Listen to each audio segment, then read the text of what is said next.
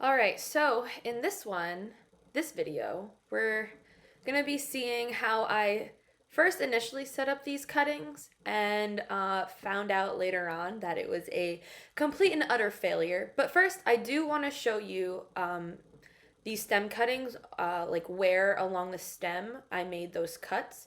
So you can see here, right there at the bottom of the stem cutting, is a leaf, and that's where the node is. So that's an easy way to tell um, where you can make those cuts.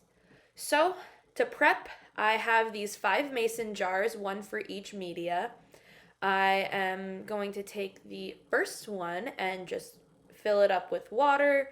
Easy peasy. Put 3 stem cuttings in there and call it a day.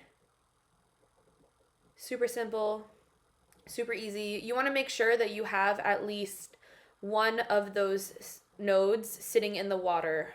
It's okay if you have some more, that just will give it more opportunity for roots to come out of, but you definitely want at least the bottom node touching the water or any media throughout this whole process at that.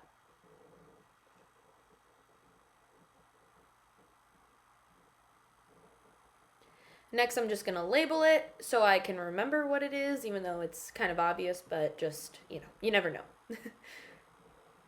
So, boom, we got the first one done.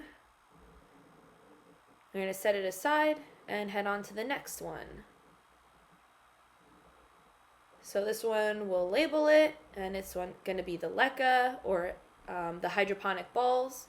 So we're just going to take a little baggie of it and open it up and pour it right into the jar. There's a few mistakes that I made throughout this process that I will later on touch upon.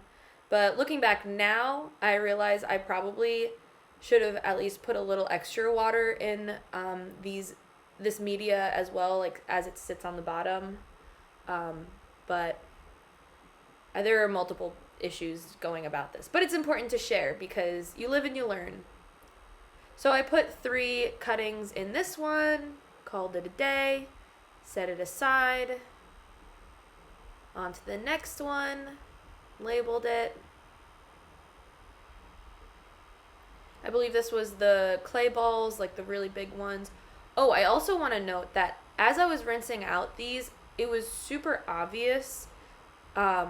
Just the weight alone, I didn't actually weigh it on a scale, but these clay balls were heavy. The leca was definitely the lightest out of the clay material that I was working with.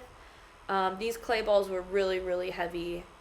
And then the broken clay was kind of like an in-between. So again, just going to take 3 cuttings, make sure that the nodes are underneath.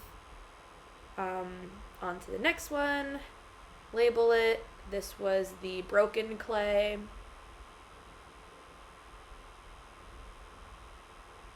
Take it out of the baggie, put it in the mason jar.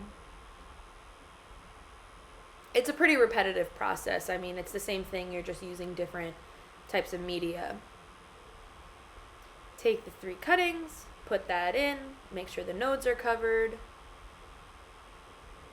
I had a little issues, my hand's a little too big for it, but we made it work.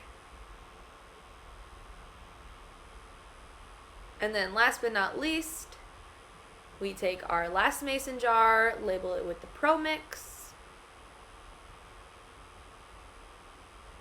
Go and get some Pro Mix.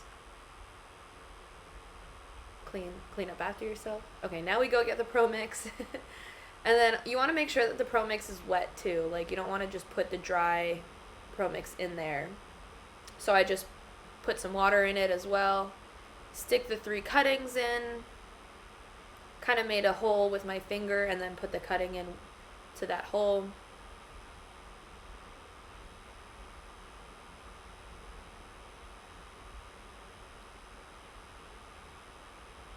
A very tedious, focused process. I'm just kidding. Okay, so now you got all 5, and remember to note, no thumbs up. This is not what you want to do. Because I later found out that it was a failure. But this was it all set up. I was super excited. ready to see what the next coming days were gonna bring to me. I let this sit for a week because I want this to be as hands off as possible, and I come back disappointed. Except for the water. The water was good, but everything else is just so dry, so crusty. I think my issue was that I left it in this greenhouse, which was probably like over 90 degrees. It was so warm in there, and everything was bone dry. Like all of the clay, all the leca, all the pro mix was bone dry. There were no hopes. There was no hope for these cuttings. It's quite disappointing. And so I had to go back to the drawing board. Everything was so dry. There was no hope. And we'll see what I came up with.